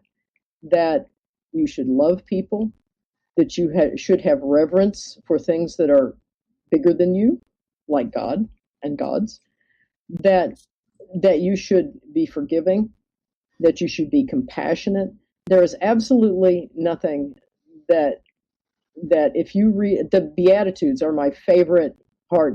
Blessed are the peacemakers. Blessed are these people who do good things. In the Old Testament, there's this whole section that is, cursed are so-and-so, and cursed are so-and-so, and cursed are so-and-so. And then you get to the Beatitudes in the New Testament and the Sermon on the Mount, where he says, blessed are these people, and blessed are these people. And it's this compassion, it's the love, it's the forgiveness, it's the gentleness, it's the feeding people, forgiving people, loving people that are unlovable. All of that, got no argument with any of that. It's Christ consciousness, nirvana. There's different things for it. I'm sure different cultures that they call it, but nirvana, Christ consciousness. My big thing is, a lot of things about Christianity confuse me just with, the whole thing that happened with our country. But I don't really want to get into that. But as far as Christ and everything, from my experience, why I think there's truth to it, besides feeling it on some level, is when I saw those beams of light, I'm like, well, those dudes are probably getting their light from like a supervisor, and it's probably like Christ. I like that. So it's like I saw these glowing dudes. That's like, and if it was someone was writing the Bible when I was in it, that story would be kind of like a biblical thing, not to put myself on that level or whatever, but it was weird, and I'll never forget it. So my kind of thing is, then maybe they had Christ consciousness, or they were, so there's in most cultures, when people go to to the afterlife, there are creatures of light that are there for them, that are guiding them and accepting them and bringing them in. So, it seems to be kind of a universal that those creatures of light, those beings of light, are there to help you, and they are there to take care of you and look after you. And if you can't see them when you're alive, you'll certainly see them at the time of your death. Find inspiration in timeless stories of sacrifice and resilience. Find inspiration in little victories, in Herculean tasks, in facing trying times together and overcoming the odds as one. The National World War II Museum in New Orleans is now open, so you can find inspiration in all of these places, and especially within yourself. Visit nationalww2museum.org for timed tickets and safety information. Want to hear something amazing? Oh, and feel free to tell your friends, too. So, Kohl's, they're having a huge sale on summer stuff. And if you live for sunny days like I do, you need to check it out. I got 40% off a new patio set, Food Network grilling essentials for 20% off, and 50% off those yard games my kids won't stop talking about. Best part? I got an extra 15% off and some Kohl's cash. It almost makes being cooped up all winter worth it. Almost. Select styles 15% off for ends May 16th. Some exclusions apply. See store or kohls.com for details. So nice to know they're there looking out for you, Yeah, I'm trying to figure out why I do see them, and for a while it's like, am I dying? Why am I seeing this? But Jay, you'd be proud not to get into politics, but I had dinner at a restaurant today with Christina's family. Not all of them were into Trump, but a majority of them were, and I had to sit there and I go, both sides suck, and they just all got quiet. And then he talked about the Chinese are invading, so that was kind of spooky. Good to know. So I'll believe it when I see it. Hopefully that doesn't happen. But and he was talking to like other people at the restaurant about it, like the guy that owned it. The Chinese are invading, and I'm like, where am I? What year is it? Fear and Loathing. Fear and Loathing in Florida for sure. But those shrimp, big and things like big shrimp. See, that's an oxymoron. It's big and shrimp. Those are two words that shouldn't go together. Yeah, George Carlin pointed that out. Yeah. Like tennis, it should be tunis or mixed double fourness. Yep. I love George Carlin. He was hilarious. Yeah, he was funny. For president. He was very, very funny. Miss them for sure. Miss so many of those, like Sam Kinison and all those. So many good ones. It's weird if you look up Bobcat Goldthwait now. He made a Bigfoot movie called Willow Creek. It's decent. It's not bad. I did not know that. Yeah, it's called Willow Creek. It's kind of one of those found footage kind of films. It's worth to watch. Just they go to this town that there's towns that revolve around Bigfoot sightings, and it's a real town. Willow Creek. In like Point Pleasant, Virginia, with Mothman, and there's weird towns like I don't know if there's these documentaries called Small Town Monsters where they go to all these towns and they're based on weird paranormal stuff that happened that usually roused up the police and lynch mobs and stuff. And you go there and there's like a weird historical marker about it or a statue, and then they might have a parade about it. This weird creature, like a lizard man. There's a lizard man in North Carolina. It's crazy, but I love that Small Town Monsters. They have documentaries about it, and they're really good. Mm-hmm. I've had them on the show, but definitely Bobcat Goldthwait. He did another one. This one's crazy as hell. This movie, and I just look into it before you watch it to make sure you want to watch it. It's called God Bless America, and it's about this dude that has a breakdown and starts whacking right-wing radio personalities or something, but it's crazy. It's crazy. It's a comedy, but it's a dark comedy. Just you got to have the stomach for that one, but it's good. But anyway, that's the guy from Police Academy, Bobcat Goldthwait.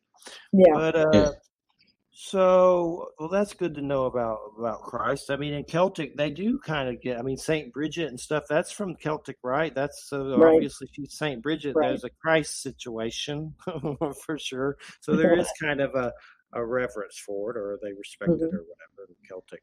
I know I've listened to some Celtic Christian music, and it was pretty good on YouTube. And I was like, this is pretty good. It's not bad. There's a lot of stuff I don't like, the contemporary stuff. I lived in England for a couple of years. I lived and worked there, and it was really interesting how comfortably the Christian and pagan live side by side in England. The paganism is in the bones of the country, and they have all these traditions. They have the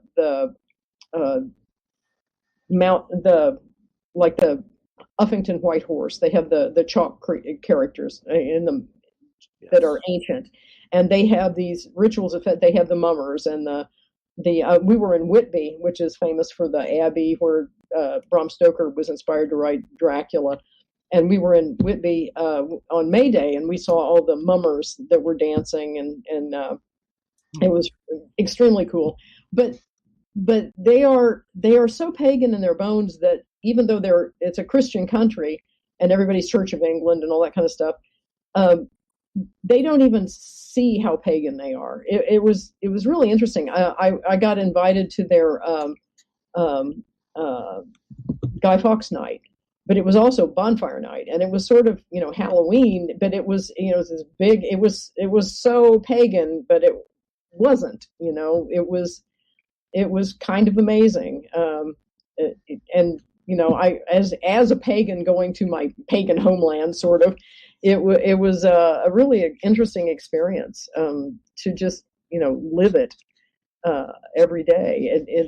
It was a very amazing experience. I was very fortunate to get to live there for a couple of years, and of course I went all over England and Ireland, and I was a tourist every day, and I went to all the ancient Roman sites, and and it was really fabulous. I got to go to Bath, where they have the ancient temple to Solanus. It's kind of a Romanized Celtic god. And one of the cool things in Bath was it's been a bathhouse for about 1,000 years roughly, and they had curses. They were lead plates that had a curse written on them, and then they drive a nail through it and throw it in the water. And it was things like, "Curse the person who stole my clothes." So if I don't know who it is that stole my clothes while I was in the bathhouse, but I cursed them, and here's the lead plate to prove it. And it was kind of hilarious. I don't know whether it worked or not, but I thought it was funny. Just real quick, there's a movie I saw that had that town from Stoker. It was an Irish movie. It had Irish budget funding. It was called Boys from County Hell. It's on Shudder. Excuse me. It's a vampire horror movie, but it took place in that little town, and there's a bar and stuff, and it revolved around that town or whatever. But and the vampire woke up from a field or something. It was pretty good, not bad. Better than most horror movies, that's for sure. A lot of them were trash, but it was worth watching. That I know Dacre Stoker is an author who is a blood descendant of Bram Stoker, and he has a vampire book that's supposed to be pretty good. They're turning into a movie that's about look at his Dacre Stoker, Dacre Stoker. And he's got a few. So, but there's a newer one that I know is about him meeting Bram actually meeting Dracula in this tower, and the whole book's about that. It's kind of like a prequel maybe or something, but I know they're making a movie about it at some point. Oh, that's fun. There's also a movie, I think Viggo Mortensen's still got to be in it, called The Demeter, about that ship ride with Dracula to London. The whole thing. Oh, wow. I love Viggo. Viggo is like, he's my man. I love him. I hope he's still in it. I saw that, but it could have changed.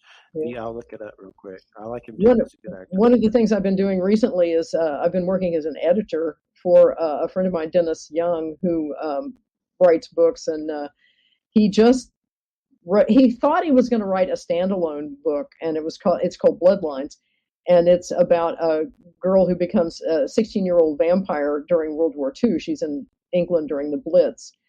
And he ended up, and I'm credited as the editor on that book. Interestingly, the character had other ideas about that being a standalone book. So he now he's going to be releasing, I think next month, another book called Julia, and it's a sequel that he didn't mean to write. And now he's got a third book that seems to be demanding to be written. So we'll see what it's called. I think it's called Princess of Darkness, although that may change. But yeah, so and usually he writes military science fiction, but he's been writing this vampire series that he never meant to write. It just made him do it. So he made the classic writer's mistake. He titled his first book Plural, and it had to turn into more. Yeah, there you go. Now, I unfortunately, Gingerbread House, it's demanding a sequel, and I don't want to write it, but I'm going to have to write it because it said so. Books take on lives of their own. You can't resist them. That movie that I was talking about, The Last Voyage of the Demeter, I'm not sure if he goes in it anymore, but it's by Andrew Dahl. He did that Scary Stories to Tell in the Dark and some other stuff, but in Troll Hunter. But it's called The Last Voyage of the Demeter, and they say Viggo may star in it. They asked him, but I don't think they ever said any more about it. But that's the name of it, Last Voyage of the Demeter. It sounds fabulous. Yeah, it sounds great. They're supposed to be doing some new Nosferatu movies. The guy that did The Witch, that weird movie that was pretty good, and he did The Lighthouse. He's supposed to do a new Nosferatu, and then there's supposed to be another Nosferatu with Doug Jones, the guy that plays Abe Sapien and Hellboy and stuff, where he's Nosferatu. So hopefully those come out. I'm looking forward to those. I like that stuff for sure. Yeah, but Bloodlines was the book you were talking about, your friend did in your bio. Cool. I'll have to look those up for sure. Yeah, he self-publishes. If you go to Dennis Young, I think he has a DennisYoung.com. You can order his books directly from him. But he does a lot of conventions. And so last year was pretty rough on him because so many of the cons got canceled, and but hopefully, I think even Kansas City Comic-Con has been canceled this year. It's all going to be virtual, and that's too bad. But cons are starting to open up again, and I love going to cons. I just think they're great fun. My husband and I actually did a paper at the American Society of Quality back when I had a real career before I stopped having that career and did other things. We went to Disneyland, and then because my company was paying for me to be at this meeting, we had to move to a cheaper hotel because we wanted to stay an extra day to go to Harry Potter World. And we were at a hotel where they were having a zombie convention. Okay. A horror and zombie convention. And there was a poor family that was there from Europe, had no idea what was going on. And it was so great. After all that Disneyland sweetness and light, to be surrounded by zombies is great. And they had this big flashing street sign that said, danger zombie crossing.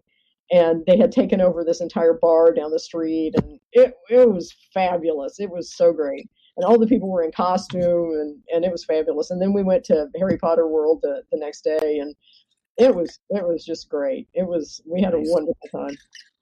Sounds like a fun time for sure. I'd like to go to some horror conventions. I've never been to one, but they seem like they'd be fun. Hang out with some Bruce Campbell and stuff like that. I'd like to do that. Oh, yeah. Anytime is fun when you can hang out with people of a like mindset as you. I mean, my thing is Star Trek and Star Wars conventions, and it's the same thing. It started out in the 70s, and we can really actually thank books. There were book conventions back in the early 70s and early late 60s and what have you, and the market for those were starting to die out. So Star Trek had just been picked up, even though it was only 79 episodes, had been picked up for syndication, so you could get it in reruns for the next several decades. So because of that and the book conventions, Gene Roddenberry get on in that. He started those 1 or 2 or 3 first 4 conventions of Star Trek. Without that, we wouldn't be having this whole. Everything has a convention. Doesn't matter what it is. I mean, name a hobby. There's a convention. You can go anywhere in the country for that. Yeah, and I think it's great. And I just want to say, props to you guys.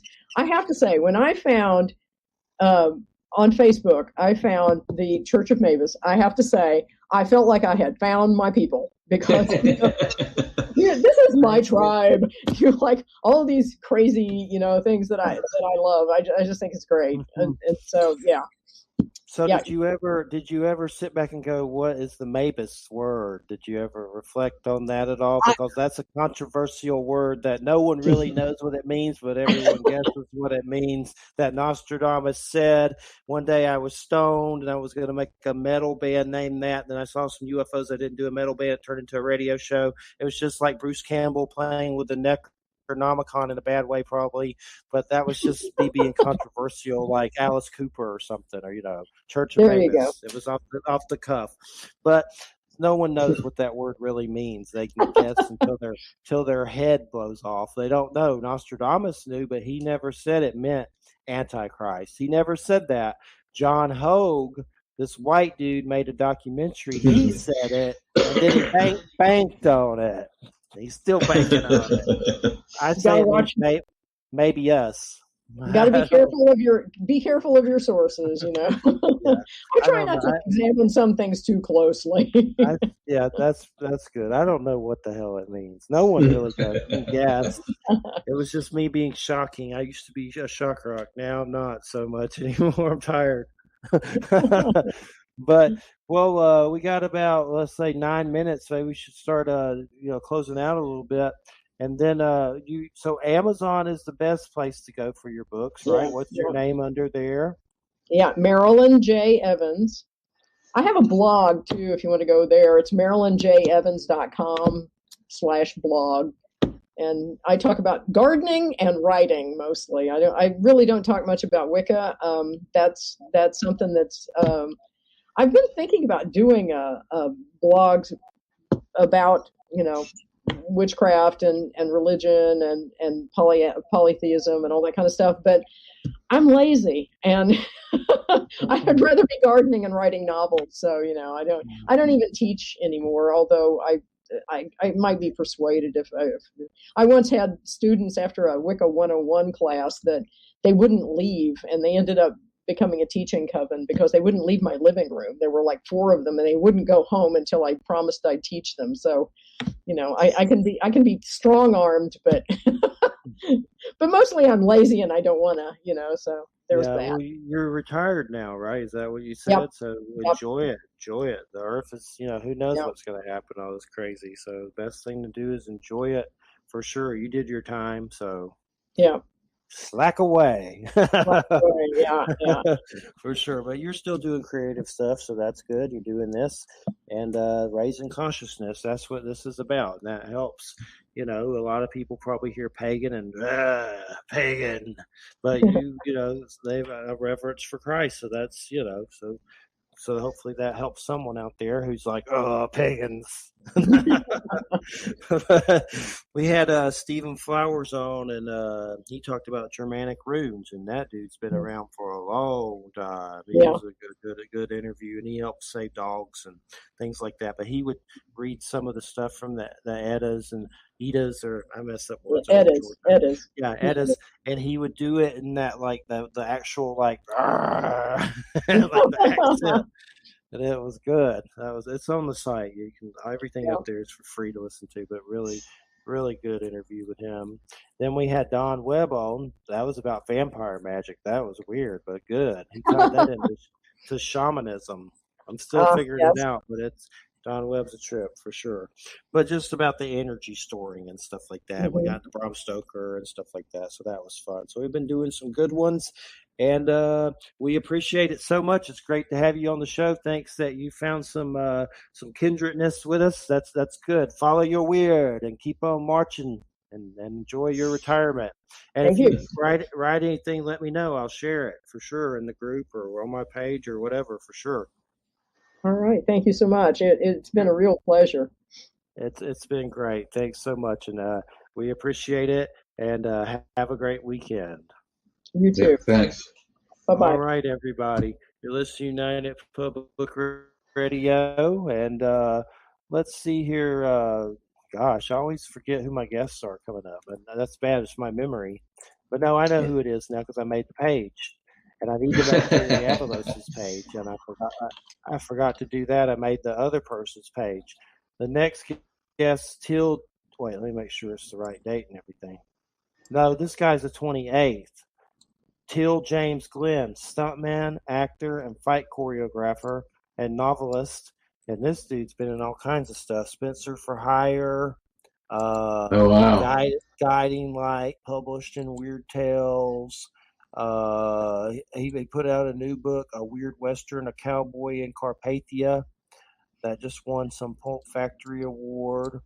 But that'll be a good one. That's coming up after Jerry. Jerry will be our next guest. I got to put his page up. Jerry Avalos. That's a friend of mine that's been around for a while, so who knows? He asked what we're going to talk about. I was like, I don't know. We're going to free ball it, so just be ready. Who knows what we're going to talk about? But and then the other guy, you'll be here for this dude too, right? Till James Glenn, stuntman, actor. Wait, he was in Showtime. Something about Showtime, including Citizen Toxie. That's like some weird Toxic Avenger movie. Those are weird as hell. Street Fighter, some web series. So we'll have a good time. He's known as the urban swashbuckler. I don't know. Oh, cool. I don't know what that's about. He's a swashbuckler. So that'll be a good one for sure. And we got about 5 minutes, and let's see what's going on with Star Trek. Did you see Picard the first season? It was okay. I wouldn't say it was the best thing ever, but I mean, it wasn't terrible or anything. I watched it. It didn't suck, but it didn't wow me either. Yeah. I'm hoping with Q, it picks up the pace. It's got to bring some life back into it. Yeah, his episodes sometimes were good, sometimes they sucked in the original series. So it all depends on how he acts, how he takes the character, and how they write him. You know. They could ruin it. You never know. They'll do good, hopefully. I hope. Yeah. I liked it. I like John Delancey. I like the character Q. I just like I said, sometimes he sucked. I mean, there are some episodes with Q that are just I don't get them. What they have him. Wham doesn't like him at all. She don't even like to watch any of the episodes with him in it. I don't know why, but he introduced. He introduced him to the best bad guy as the Borg. He took them there, so that's kind of cool. There is a novel about Q, a Star Trek called something. There's one, but I'd like to get the book. There's some fiction book with Q in it. There's a few, I think, but what are those? I'm looking them up real quick. I wouldn't mind getting some Star Trek Q ones and reading them. Here's one with him in it, a lot. The next, the Q Continuum, book 3 of 3, Q Strike, Gregory Cox. I have some of those. I had some of those before my book got thrown away. Oh, no. I might get them one year. Perhaps. We'll see. I have so many books I'm supposed to be reading, so probably won't. But maybe one year. There's Q with a puppy. Q with a puppy? That's an acronym. That's got to be a Voyager story. Maybe so. So he was in Voyager too. Yeah, he was. Yeah, sometimes. Okay, there's some weird picture of him with it's like a hologram. That one's weird with asteroids. That one's kind of creepy. He's tripped, but do they ever have any of his other family on there? He has other people in his race. They're all weird tricksters. I don't think the only other time you see another Q is once or twice. He has a kid later on Voyager, I think. Like young Q tries to train with the crew. Okay, cool. Yeah. I'll have to check it out. I've seen some of the Q episodes, but not all of them for sure. Hopefully it's good in Picard. I know. I think I have a season to watch of Discovery. I haven't seen yet. There's a season that I haven't watched yet. And there should be 2 and a third one coming out later this year, I think. Yeah, I'm behind on that one, I think. And I know there's a Strange Worlds that's supposed to be coming. It's another Star Trek. They're probably going to overmilk Star Trek. Hopefully it's not too much Star Trek. I think those are already out. Those are just little shorts, little 3 or 8 minute shorts. There was some weird cartoon, too, that was kind of I don't know if it was any good. I didn't watch it, but there was some Star Trek cartoon. Yeah, that's out already, too. What is that called? Below Decks. They tried to... It's called Star Trek Below Decks. It's animated, what happened on the Enterprise Below Decks. Yeah, I don't know if you've seen Solar Opposites on Hulu. That's a weird cartoon from the Rick and Morty guy, but these alien kids keep real humans in this giant hamster cage in their room and make them do. I know. Sounds like Fantastic Planet. Like Mad Max stuff. Yeah. Fantastic Planet. I've heard of that. So these blue giants use humans as like pets and slaves. It's really weird. That's that weird cartoon. That's really weird. Yeah, that's a good one for sure. I've seen that. Yeah. And then the one human slave pet steals one of their learning devices and takes it back to a den of humans, and they all start getting smarter, quicker, faster. Yeah, it's a strange one. Rene Laloux is the director on that one. I wonder if he's got anything else. I've seen it. He's also partly responsible for the movie Gandahar, which was also very trippy. Here's this one. I've seen. Here it is, right here. I've seen that one. I have it somewhere. That Gandahar and the one you're talking, the Fantastic. Yeah. I like weird cartoons like Ralph Bakshi and all that stuff. The weird Lord of the Rings and all that stuff. You should probably check out. You should probably check out Invincible on Amazon Prime. Then it's got some it's really bad stories, but bad gore. Superheroes crushing people's skulls and stuff. It's really gory. I saw the first season of it. It's not bad. It's got some good actors in it. Seth Rogen's a Cyclops alien in it. Is he? So, yeah. It's by the guy that did Walking Dead comic book, Robert Kirkland. Robert Kirkland's doing what is it?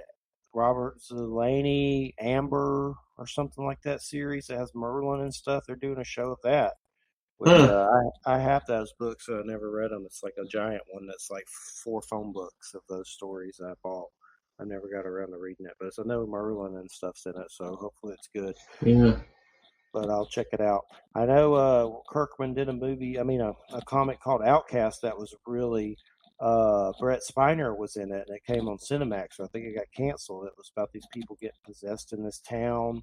Brett Spiner was like the main fallen angel, but it was crazy as hell. But I think I haven't heard of that one. It's called Outcast. But that Brett Spiner, who was he again in Star Trek? He was Data. He was the android Data. That's who I thought. I was just making sure. My head. And then he's the Dr. Okun on the Independence movies too. Doctor. Oh, okay. Yeah, he's the weird long-haired doctor on Independence Day and Independence Day 2. All right, everybody. Well, I got to close out. It's JoJo time. So his show's up next, Joe Montaldo. Thanks, Marilyn. Thanks, Jay. Thanks, Super JoJo. And I hope everybody has a good weekend. Good night. Bye. Bye-bye. Take care.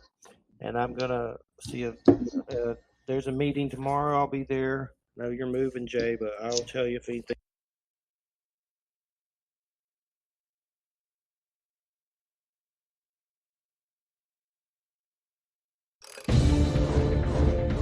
High in the Peruvian Andes lies a mysterious lost city. A 500-year-old riddle where ancient engineers moved 20-ton stones and constructed acres of stepped terraces to anchor the city to the mountain. Reluctant to divulge its secrets, the site has puzzled scientists since its discovery in 1911. Now, Machu Picchu on Modern Marvels.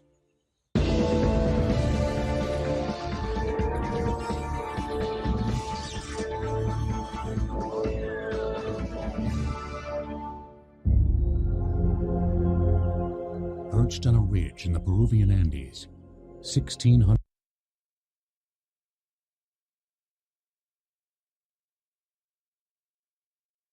Find inspiration in timeless stories of sacrifice and resilience. Find inspiration in little victories, in Herculean tasks, in facing trying times together and overcoming the odds as one. The National World War II Museum in New Orleans is now open, so you can find inspiration in all of these places, and especially within yourself. Visit nationalww2museum.org for timed tickets and safety information. The first time I thought about getting life insurance was when my dad got sick. The whole thing happened really, really fast. What if the same thing were to happen, to my family? The feeling of having ladder is I know that my family is taken care of. Here's how Ladder works. Answer a few quick questions and get your personalized quote. If you're eligible, Ladder will cover you with the tap of a button. It's that easy. Come see for yourself why customers love Ladder. Check your price now at ladderlife.com/online, featuring real stories from real customers.